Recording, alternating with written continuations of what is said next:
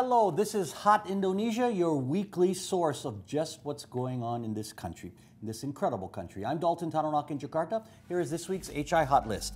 Taxing problem, the government's new push to collect taxes. Smoke signals, why the Jakarta government is demoting those who light up.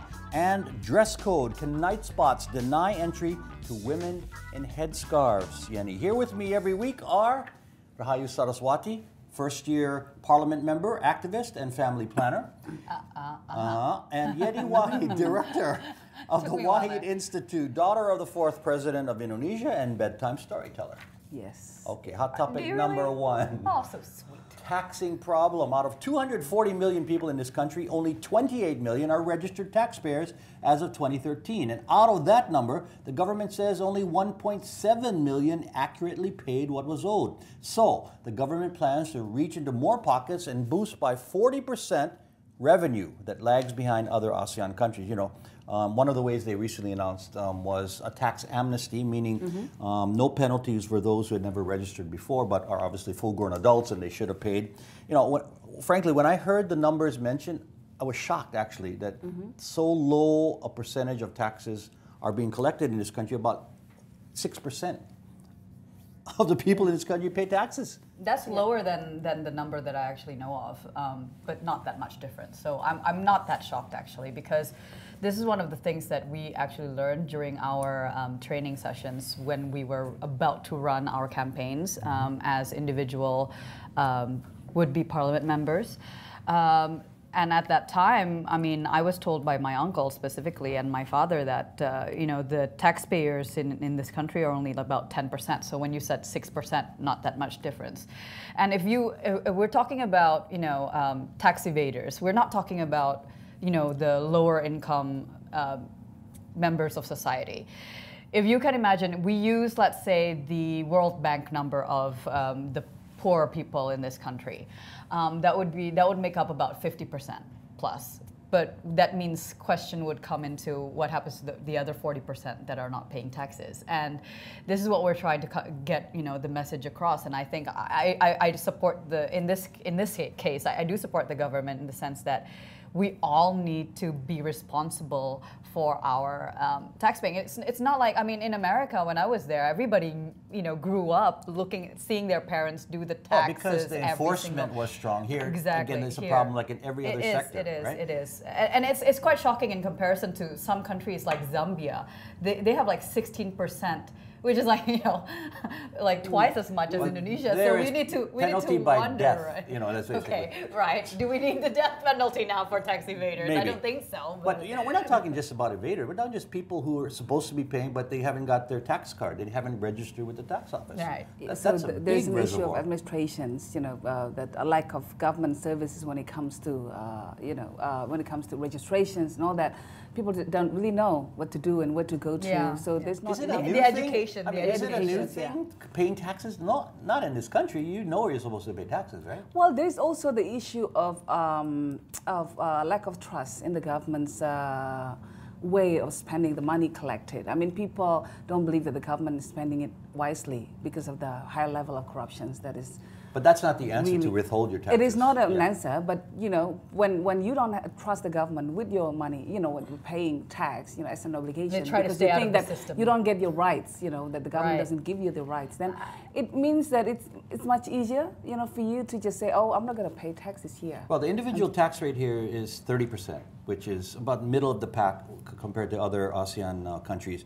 But in this case, it's not the rate that people worry about, the complaint. In America, it's always, oh, my tax rate is too high. It's just getting people to sign up and pay. Getting people to sign up, just broadening the tax base. And it shouldn't be voluntary. I mean, it should be. It should be compulsory. It's compulsory. Okay. I think, and definitely most, you know, companies that I know of, I mean, they certainly straight away they ask, you know, because when you're an employee, you know, the company actually has to do the tax, you know, and everything, and they do straight away ask for your tax. NPWP, the tax. Yeah. There you go. But the number. But here, I mean, people get taxed on things that they buy. You know, the consumption goods and luxury goods, for example. You know, the government has like 300% on luxury goods. And what is constituted a luxury good sometimes is also questionable, in my opinion. Like what?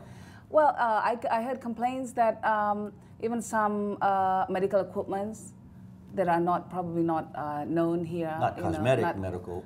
Well, yes, but okay. consider. And cars, of course, and bags. Cars, yes. Okay, Sarah, you mentioned the business. The corporate tax rate here is 25%, and discussions are underway to lower that to 18%. I suspect that is to maybe encourage more businesses to report if they don't have to pay that heavier tax burden, also to spur the economy to get more money back instead of having to go to the government. Yeah. So they're trying to lower the tax rate. And I think, well, it's really interesting what you mentioned, especially about, why certain people maybe choose specifically not to pay taxes. I know some in the entertainment industry because they feel like, well, we haven't been getting anything back from the government. I mean, we've been paying our taxes thus far, but what have the government been doing for the entertainment industry or specifically the good roads. The film industry, right? The good roads. Well, I mean, that's not a reason. That's not a reason to evade, paying taxes. But they also announced they're going after some high-profile tax evaders. Yeah. And you make a few high-profile tax arrests, and they're having a debtor's prison or something like that. But the point is, not just a few wealthy individuals, it's to get the masses. That's where that's what's important. It's, and the thing is, okay, maybe one way is to make an example of some people, but I don't think that's the way. It's just about education. Education because and a making lot of it people easier for don't people do it to on pay tax. purpose. They just don't know how and to get started. Also, there were stories about how people feel that they're being cheated on, not cheated on, but being pressured to pay tax that they feel they shouldn't pay that much, or extortions as well, cases of extortions. So it's a big problem, but that's an important and basic way for governments to raise revenue. But for us to get to the level of other countries, it's a ways off. But you got to start somewhere. You got to start somewhere.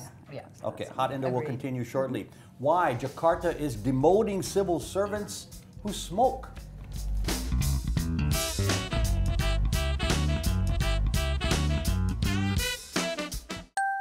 Getting it from the source means getting it right. Today's Indonesia provides all sides of the story, from lawmakers to business leaders. Indonesia's only global English language program spotlights the people, places, and issues in the world's fourth biggest country. Along with the country's sharpest analysts, the Today's Indonesia team has you covered. Only on the Indonesia Channel.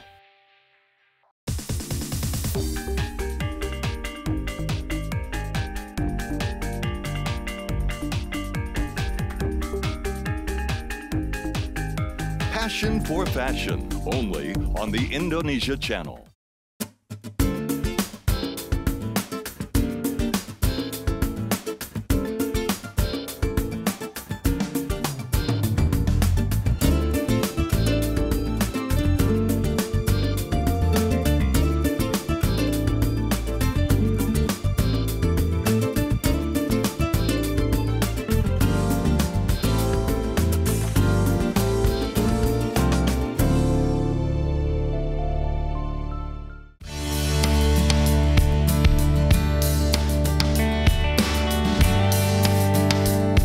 Indonesia's first 24-hour English TV channel is here, with an exciting mix of programming to inform and entertain viewers around the world. The Indonesia Channel offers something for everyone, from world-class lifestyle shows like Yoga Bliss to the hottest music hits and artists on iPop.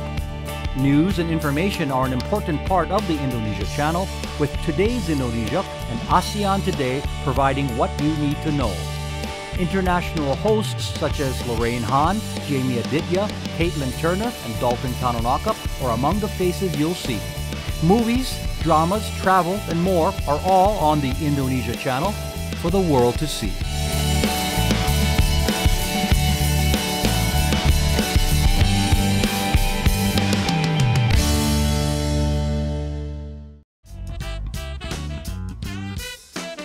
You're watching Hot Indonesia with Yenny, Sarah, and me. Here's hot topic number 2, smoke signals. The Jakarta government is cutting through the fog and telling workers that if they're caught smoking on city premises, they will be demoted after being warned. Despite a no smoking law in public offices, many officials light up in their offices and throughout the building. You know, I applaud the city for taking a stand, but of course it leads to the larger issue. Smokers here are not as ostracized or as focused on as in other countries, mainly because here 2 out of every 3 men smoke. Yes. Yes. Yeah, it's a Right? huge issue. It's a huge. I support what the government And is women trying as to well, do, not just though. men. Yeah. And But increasingly yeah, women as well. the men is the highest percentage. Right. Yeah, it's still taboo in certain areas for women to smoke. You know, But they do. in the countryside. It's Not getting in the better here, right? I mean, the no smoking is slowly taking effect in public places. I think because more people are speaking up. I mean, especially, you know, well, I don't know, people like me. I mean, they don't like it as much. I wouldn't but want to be next to you. I kind of go like, excuse me, can you not smoke next to me? Because, you know. And what do they say?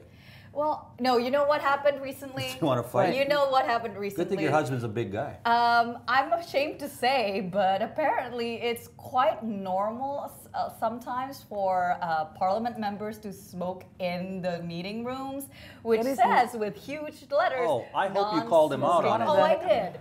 And apparently, like, you know, on Twitter, somebody was like, "Oh, good on you! You called it out," you know. And I mean, I was shocked because one of my friends like, seeing this right? Are those 2 smoking back there? Can you name them?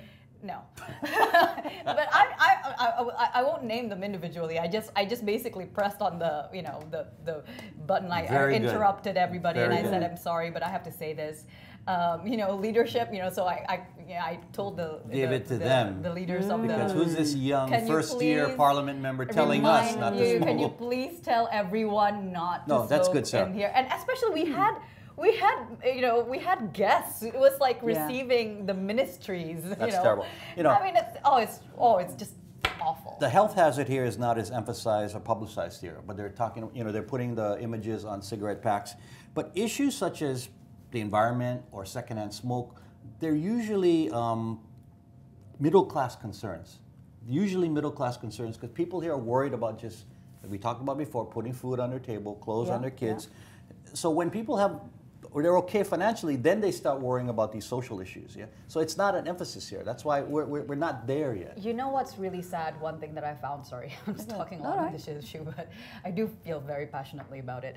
I feel really sad when I'm talking to my friends who are restaurant owners or restaurateurs and all that, and I would tell them, like, why is it that you prioritize the smoking area rather than the non-smoking area? Shouldn't it be the non-smokers are the ones indoors and smokers are outdoors? They don't want to alienate the revenue. Exactly. They're like, well, most people smoke. It's like, well, no.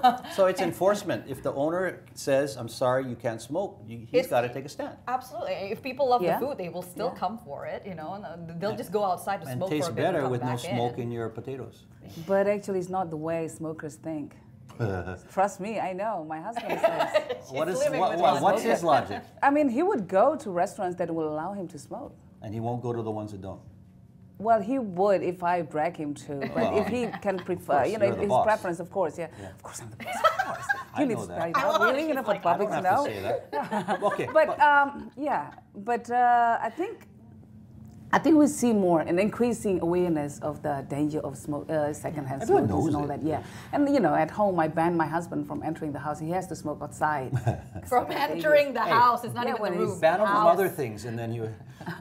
But you know what would be interesting? In Jakarta, in the city's office, if Minister Susi Pujastuti, who's also a chain smoker, and decides to have a meeting there, what's going to happen? But she goes outside. They've shown shots of her going out in the yard to do it. So you can go. So is it okay for all these civil servants to go outside and smoke? Because one of the most annoying things about all the smokers is that the cigarette breaks that they take. Yeah, that's true. They take all the cigarette breaks all the time. Exactly, it's costing the company's money. I'm looking at my staff here. Okay. All of them behind the cameras, like. 2 words: jobs and taxes. Very powerful economic arguments to not change the status quo, because we have 6 million workers in the tobacco industry, and of course, $7.5 billion in revenue. I'm sorry, but it's getting ridiculous when they go and do demonstrations in front of the health minister, saying, why are you...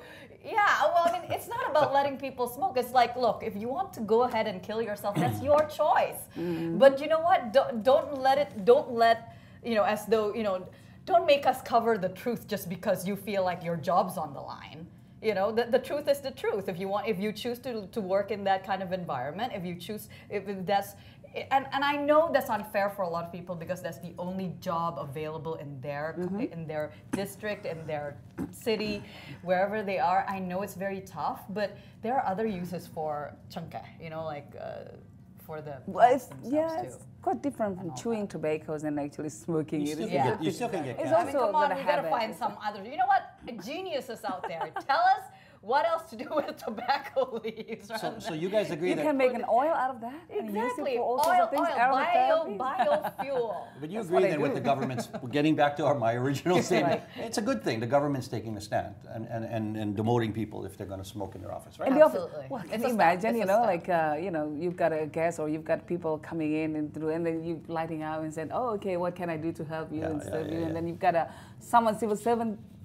So it's like the first topic we have. You got to start somewhere. Taxes and no smoking. And seriously, no smoking around children or women. You don't know whether they're pregnant or not. That's true. Seriously. You can't smoke yes. in front of pregnant women. At all. No. At all. It's just no. And especially with like children. And it's actually great. Children. Can Actually you imagine? great. I've I seen did them that. holding children next to, oh my God, and they're smoking away. I mean, really. You referring to anyone in particular? No, I'm just saying in general. When I was pregnant, I used to use that excuse all the time. I would go to hair salons and said, they stop, I feel right? nauseous. I feel so nauseous, and you've got to just say it. Keep saying it. people. You know what? I'm sorry, women out there, Ibu you don't is like pregnant, and they would say, See, but us men, what can we use? say you're pregnant. I'm going to make my wife pregnant. Please don't smoke. Okay. More Hot Indo is coming up. The debate over headscarves in nightclubs.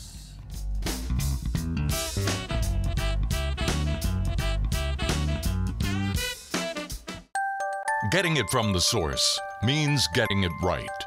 Today's Indonesia provides all sides of the story, from lawmakers to business leaders. Indonesia's only global English language program spotlights the people, places, and issues in the world's fourth biggest country. Along with the country's sharpest analysts, the Today's Indonesia team has you covered. Only on the Indonesia Channel.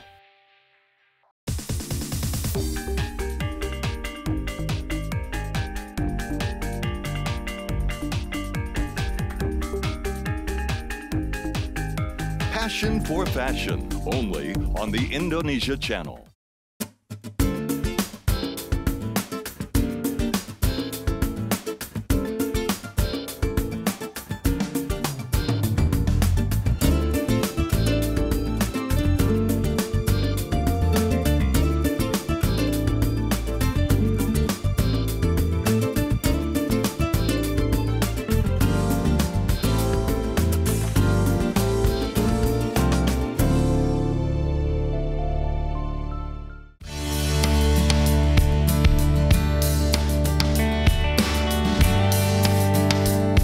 Indonesia's first 24-hour English TV channel is here, with an exciting mix of programming to inform and entertain viewers around the world. The Indonesia Channel offers something for everyone, from world-class lifestyle shows like Yoga Bliss to the hottest music hits and artists on iPop. News and information are an important part of the Indonesia Channel, with Today's Indonesia and ASEAN Today providing what you need to know.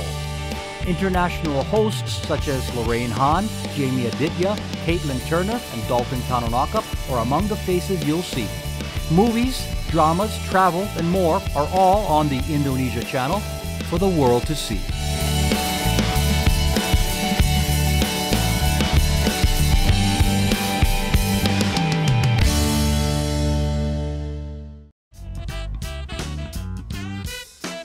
You're watching Hot Indonesia from Jakarta. Hot topic number 3, dress code. A young woman described a disappointing experience in a recent Jakarta Globe opinion piece. She tried to enter 2 night spots and was refused entry because she wears a headscarf. She was told that alcohol could not be sold to someone wearing what we call a jilbab. But she wrote that she had not planned to drink and other Muslim men and women were allowed in. You know, I think simply the clubs are wrong in this case, especially if the customer in a head covering was there just to join her friends at a gathering and not there to drink. If she wants to drink, I mean, what rights do they have, you know, to tell her not to?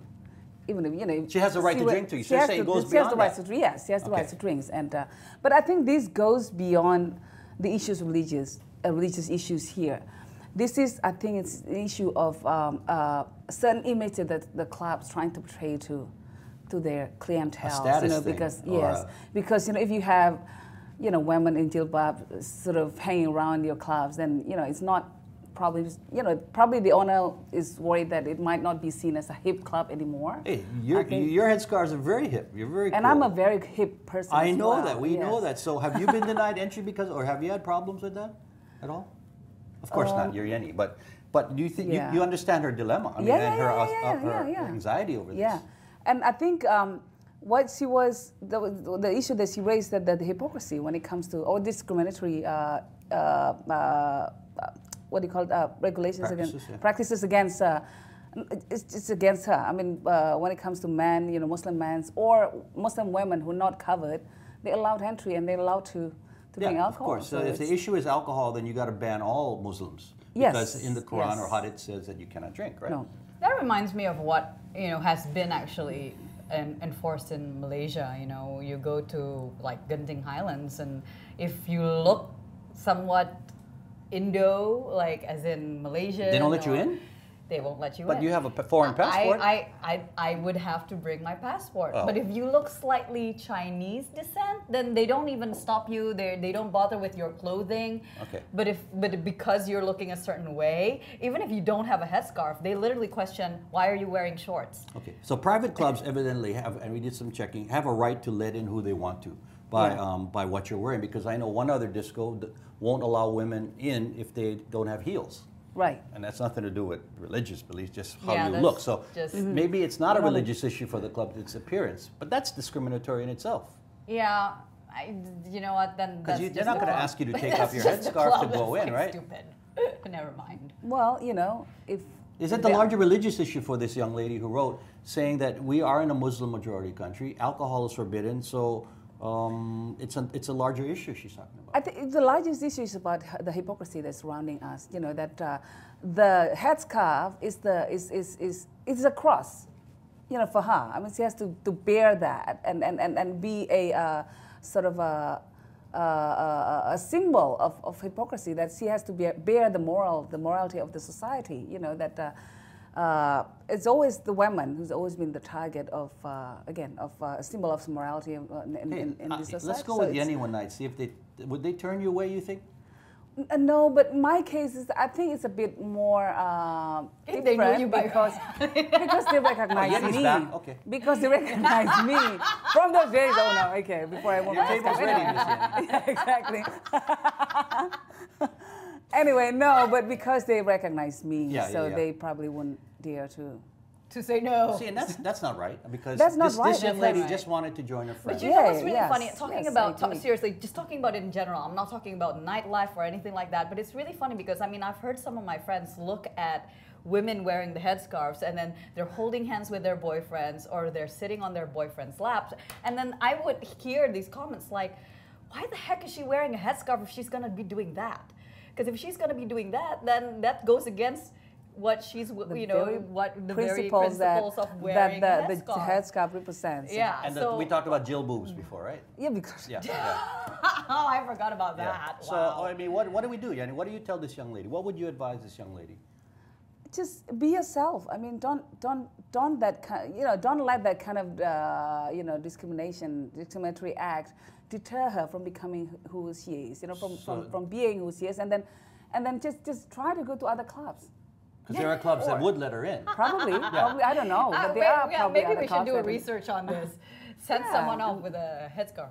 With a And then camera. try to reason Because it shouldn't with the bouncers or something. Her I don't points know. in But this I country wonder shouldn't if happen. I wonder if people would even support that though. I think that's another discussion by 90% itself. I Islamic think they'll followers, just be what do you like, think? "Why are you going into a club?" True, right? Right. There's the other side, the There's strictly the other religious side side. saying, well, you shouldn't be in there anyway. Yeah. Okay. That's why it's being debated. Okay, feedback time now. We want to know what you think about what you're hearing here. Aurora tweeted this: "Bravo for the Indonesia channel. Local content is going global." Well, that is our mission, Aurora, and our distribution around the world continues to grow. If you have any feedback on what you've heard or would like to suggest a topic for us to handle, please email us at hotindo@theindonesiachannel.com. We want your emails, please, or comment through our Indonesia channel Twitter, Facebook, and Instagram pages. Final words, Yenny.